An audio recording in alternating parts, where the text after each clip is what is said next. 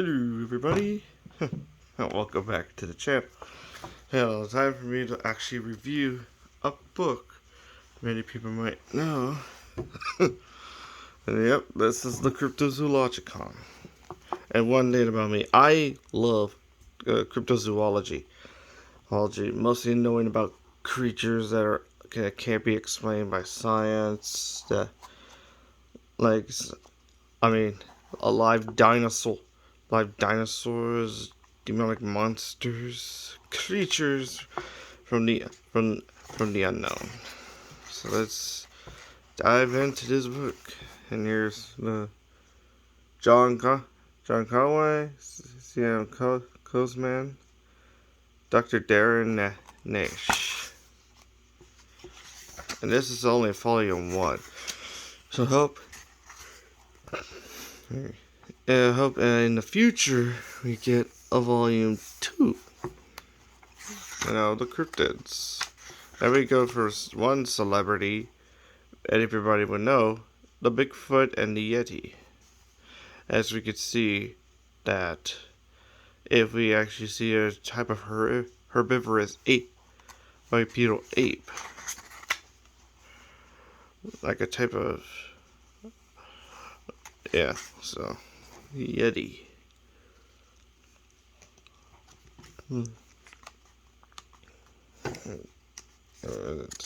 There's Orang Pendek.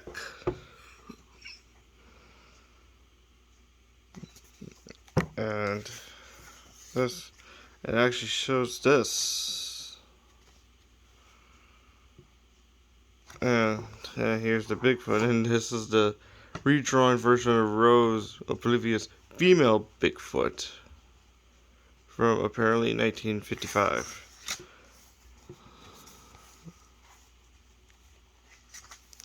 This is the row. The FFS surrealist dinosaur of New Guinea. The guy known as Miller went to New Guinea and thought he saw like a long-necked creature, which he thought would have been like a lost dinosaur. And that's actually a good interpretation, because many people always want to believe like there's a lost world where dinosaurs still rule the earth. The creature, the Miller's creature, is actually described here as a member of the tortoise family with the offshoot of a long neck, and calling it Giraffachelys. And it says it was one of the last remnants of a guild of New Guinea browsing herbivores. The Cambay Island monster. Sources always indicated it to be like a frog-like creature that, it's actually a species of frog or a toad that lost its front limbs. And here's all. And Deloy's ape.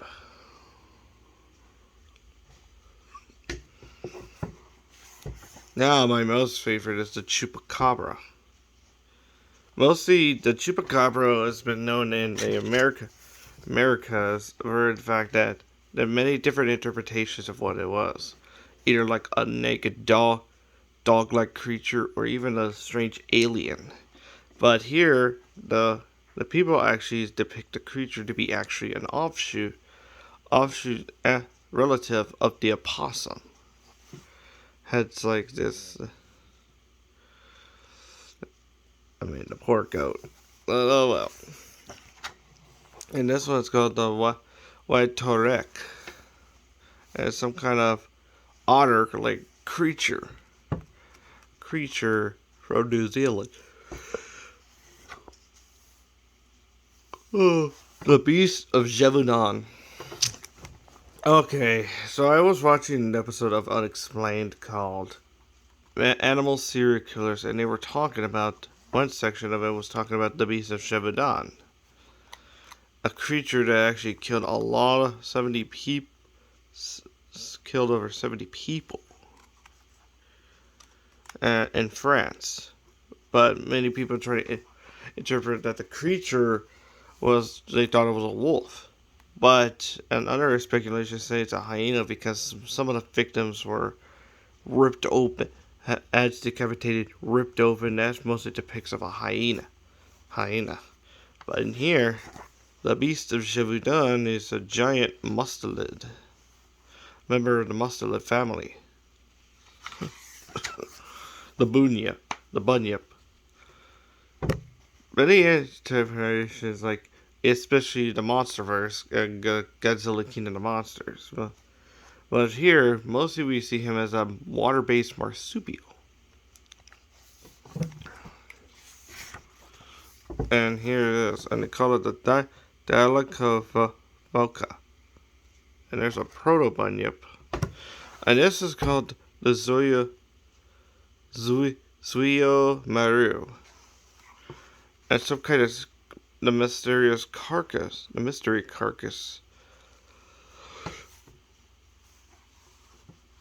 Like a pale body, almost look like it's dead, like a zombie. And here's looks like.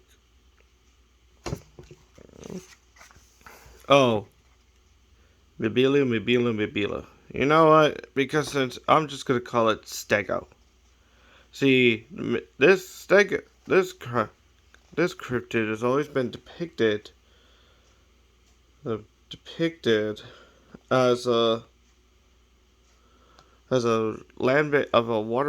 amphibious stegosaurus that actually survived the extinction event, like Mokilia Mbembe, Erica Monster, Kasai Rex, Kagamoto, Roped. Mostly stuff like that. And this is what they came up with. A giant land-based fish, and it turns out that it actually comes from called a bichir, which is a species of large African fish that actually can walk on water, similar to a Tiktaalik from the Devonian period. Oh, the long-necked seal, a plesiosaur-like pinniped. And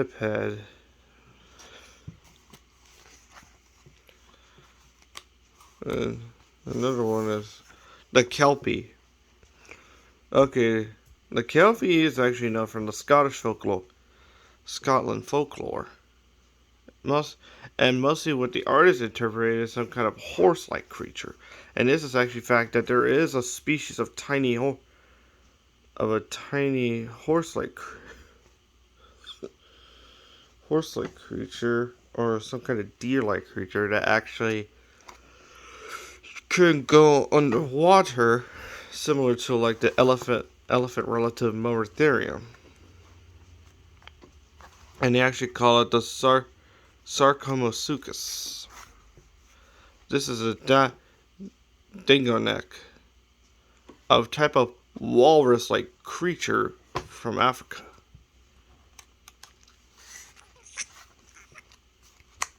And this is the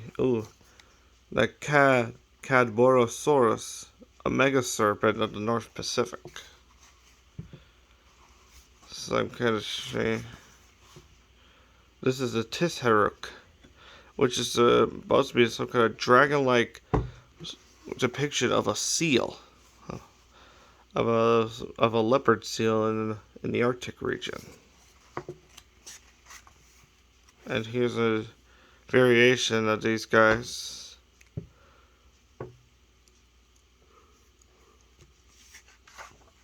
And this is the Baru, a swamp monster with both fishy and reptilian traits, and mostly they depicted mostly a creature that looks like a cross between a monitor lizard and a crocodile. Hoop snake. Okay, this one was interesting because technically there is a species of spider, desert spider in America that can actually roll into a ball and can actually go into a ball and roll down a hill. And the hoop snake over here is like, it could grab its tail and form a hoop going down the hill. No, the Megalodon. Mostly, everybody wants to always see that the Megalodon is a real creature, or is still alive, since half of the ocean is still unexplored, probably like the Mariana Trench. So the team's depiction is that this guy is a separate offshoot of the Pliocene whale-eating shark, and and it's a ghostly white, and it lives in the very deep shallows. There's something. A hool. So technically, this guy is technically like an offshoot of a bat species, of bats with the face of a monkey. Trinity Alps salamander from California.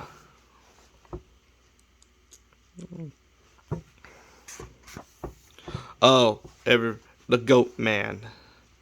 So everybody knows that the goat man was like a creature that mostly is associated with like the devil, like devil, Satan, Lucifer, all the demonic stuff. But mostly the team actually depiction is some kind of undiscovered species of North American monkeys that could actually walk bipedal, both quadrupedal and bipedal. It says the Ningua, a giant man-eating monstrous cat, and look at this compared to a lion. Look at this is the Minhoseo. It's some kind of giant snake. And this is called the Gamba. The Gambo.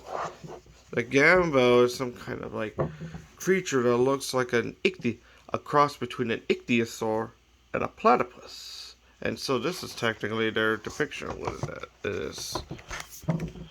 I love it. And this guy is called Conrit. Some kind of giant armor-plated arthropod-like creature. Mostly the first depiction of these guys. Nocetio scolopendra is a Basilosaurus type armor-plated descendant of Basilosaurus type whales. And so this is the actual depiction of what the creature, compared to a sperm whale. This is a giant arthropod, bigger than even a crab. This is called flying rods, skyfish of the atmosphere. It's some kind of bug, and that's mostly the end. Mostly, I really love the artistic endeavor of this book. It's actually really detailed. The drawings are really detailed. The description of these animals is amazing, and I hope someday in the future we'll actually get a volume 2, which includes like other popular cryptids, like say like the Loch Ness Monster, or even Mokili Mbembe, Kangamato, the Erica Monster, Mothman, or even Stoa, the Kasai Rex. And I hope someday we'll actually get those in the future. Or even we could draw our own interpretation of what these cryptids would look like as or even better yet than that. Yeah, I hope in the future we will. But still, I really love this book. Mostly, it's a good celebration of all the myths, legends about these animals. And I hope but still, some animals will remain the unexplained.